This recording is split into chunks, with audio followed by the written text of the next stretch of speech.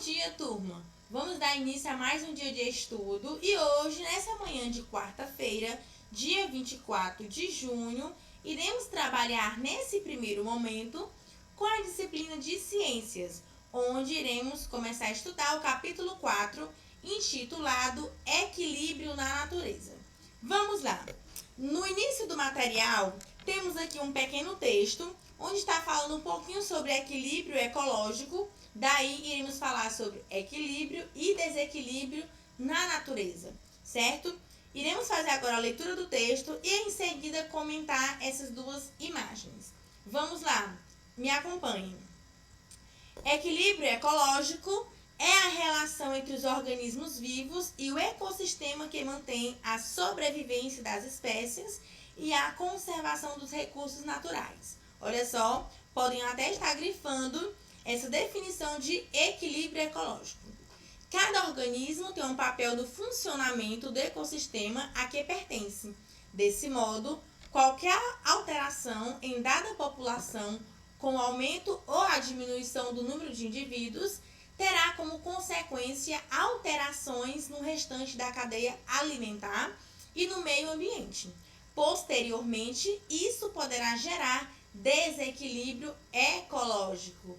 Então, podemos ver aí, né, isso, como se dá o desequilíbrio. Ele pode se dar através da alteração, né, isso no que diz respeito na diminuição ou no aumento de determinada espécie, né, de animais. Nessas duas imagens, aí na página 42 e 43, podemos observar aí que temos duas espécies, né, isso, de seres vivos, onde temos aí mexilhões e cracas. Esses seres, meus amores, eles vivem em lugares rochosos, próximo aos mares, certo? Nessa primeira imagem, podemos observar aí que uma espécie diminuiu, não é isso? Então, podemos observar aí que a espécie de mexilhões, a quantidade de mexilhões, que essa espécie aqui mais escurinha, são os mexilhões, diminuiu. Já na segunda imagem, podemos perceber que a quantidade de cracas aumentou. Então, com isso, houve aí um desequilíbrio, não é isso? Então, o desequilíbrio se dá tanto pela diminuição ou aumento significativo de determinada espécie, porque isso vai fazer alterações na cadeia alimentar daquele ambiente, daquele lugar. Então, para a gente entender melhor sobre a questão do equilíbrio e desequilíbrio na natureza, vamos acompanhar os tópicos a seguir. Relação entre equilíbrio e desequilíbrio ecológico.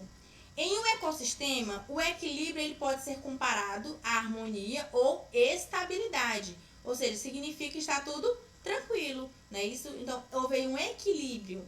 Tanto uma gota de água quanto uma bromélia ou um bioma podem estar equilibrados em razão das relações entre os seres vivos e o meio ambiente no qual estão inseridos. A bromélia, por exemplo, ela exerce uma relação de equilíbrio nesse ecossistema. Vejamos o exemplo lá na página 44 do livro de vocês, onde temos aí. A bromélia é uma planta que se desenvolve no chão, nas rochas ou no alto das árvores e geralmente acumula água entre suas folhas. Observe aí a primeira imagem, a imagem A. Temos a imagem de algumas bromélias. Alguns animais, como beija-flor, besouros, borboletas e morcegos, eles dependem da água entre suas folhas, das folhas das bromélias, para sobreviver. Olha que interessante. Então, vemos aí uma relação equilibrada, uma relação harmônica, porque nenhum dos seres envolvidos está prejudicando o outro. Então, algumas espécies de bromélias, ela consegue acumular grande quantidade de água, favorecendo o desenvolvimento de pequenos insetos e de outros animais. Então, ela também vai contribuir para a sobrevivência dos demais seres ali inseridos naquele local. Vamos lá.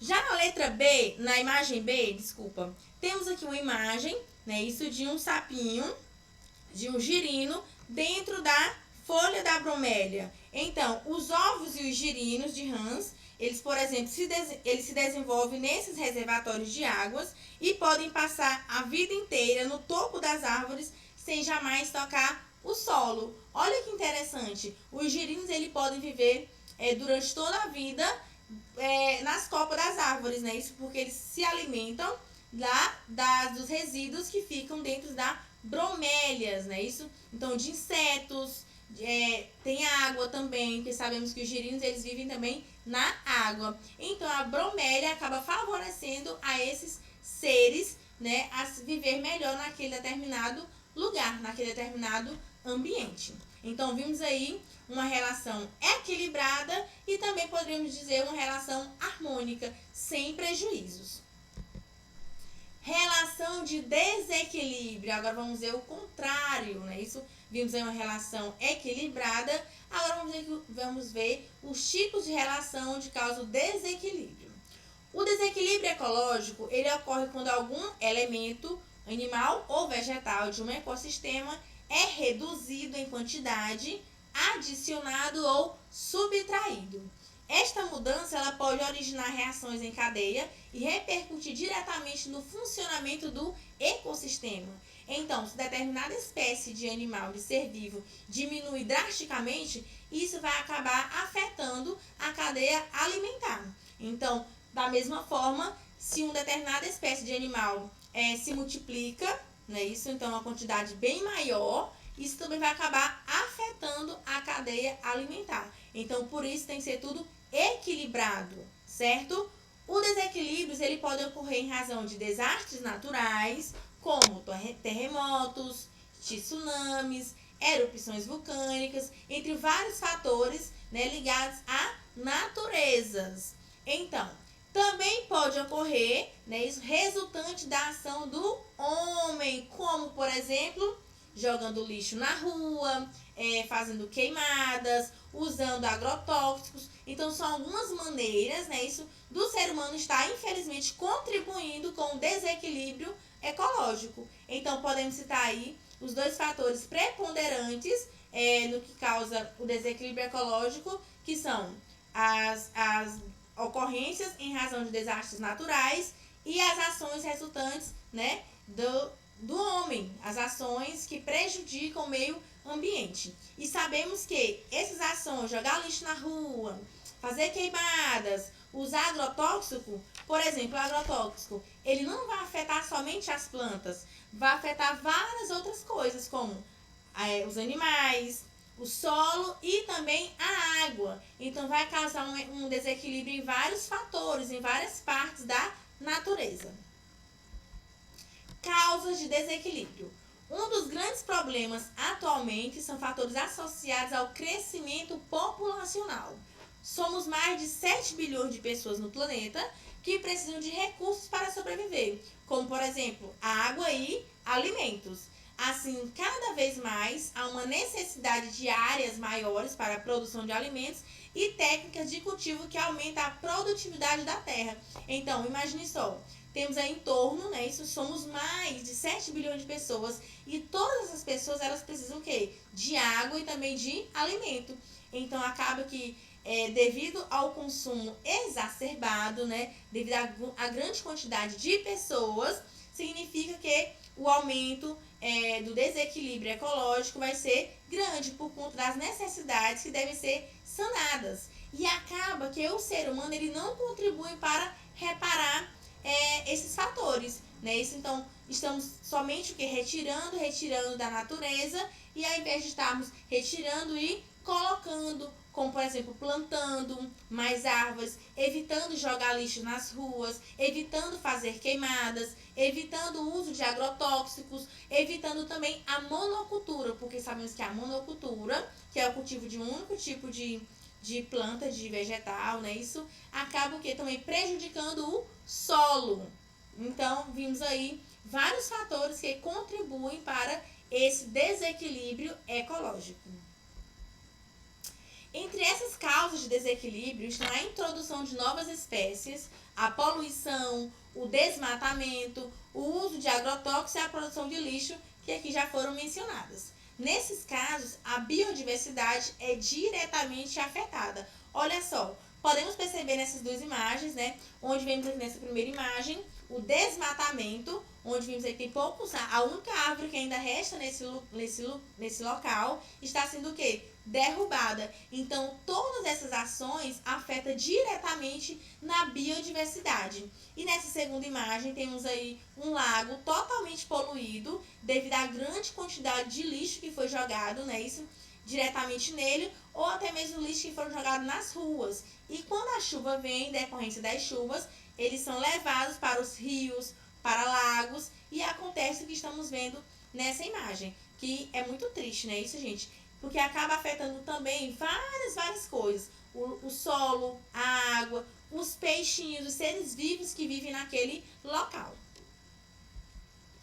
A introdução de novas espécies em um ecossistema não é somente a retirada de indivíduos de seu habitat natural, como a pesca e a caça predatória e o tráfico de plantas e animais silvestres, que podem trazer consequências ao meio ambiente. Vimos aí que várias outras coisas podem também estar influenciando nesse processo. A introdução de novas espécies em um ecossistema pode causar sérios desequilíbrios a ele, do mesmo modo que a destruição dos habitats tem levado numerosas espécies à extinção. Por exemplo, a introdução de espécies, ela pode acontecer de duas formas. Ela pode acontecer de forma voluntária e de forma involuntária. Vamos entender cada uma delas. Meus amores, a forma voluntária acontece quando há intenção de uso da espécie para fins específicos, quando aquela espécie ela vai ser utilizada para alguma finalidade.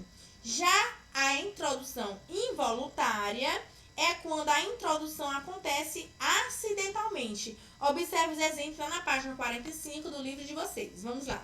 Temos aqui dois exemplos de aguapés, né? E caramujo gigante africano. Então, os aguapés é uma planta originária da América tropical e muito comum no Brasil.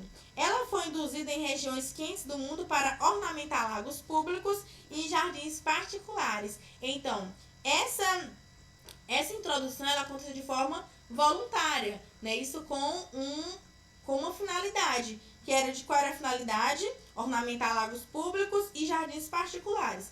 Entretanto, essas espécies, ela alastrou-se de forma descontrolada e ainda hoje se encontra alguma maneira, e ainda hoje tentam se encontrar alguma maneira de controlar a sua expansão, porque são espécies de plantas que elas se alastram muito facilmente e de maneira rápida. Já os caramujos gigantes africanos é um tipo de introdução involuntária. Por quê, tia? Meus amores, os caramujos, ele foi introduzido no Brasil para fins comerciais e também como um substituto da criação de escargot. Tia, o que é escargot? Escargot, meus amores, é um molusco que é muito utilizado na culinária francesa, certo? Entretanto, a comercialização desse tipo de caramujo no Brasil foi um fracasso. E os caramujos foram soltos no ambiente, onde rapidamente se espalharam. E temos aí até hoje grandes quantidades desse tipo de caramujo, que devido à sua grande quantidade, acaba prejudicando o ambiente e principalmente a cadeia alimentar. Então sabemos que as espécies elas não podem ser nem poucas no ambiente e nem em quantidade demasiada e nem em grandes quantidades. Tem que haver aí um equilíbrio de quantidade de espécies para que sejam sanadas as necessidades daquele ambiente e dos seres que ali vivem. Então, meus amores, como propósito de atividade, vocês irão fazer uma leitura mais aprofundada das páginas 43 a 45 dos tópicos trabalhados até aqui. E em seguida, vocês irão responder as atividades das páginas 46 e 47, certo? Temos aí 3 questões a serem trabalhadas. Vocês estarão respondendo. Lembrando que o prazo desta atividade, vocês poderão estar me enviando até o dia 30 de junho, portanto, até terça-feira, certo? Caprichem na caligrafia, bons estudos, bom desempenho, e estarei aqui para receber o feedback e conversar um pouquinho. Em caso vocês tenham alguma dúvida, pode estar me contactando via WhatsApp. Beijos e até o próximo encontro. Tchau, tchau!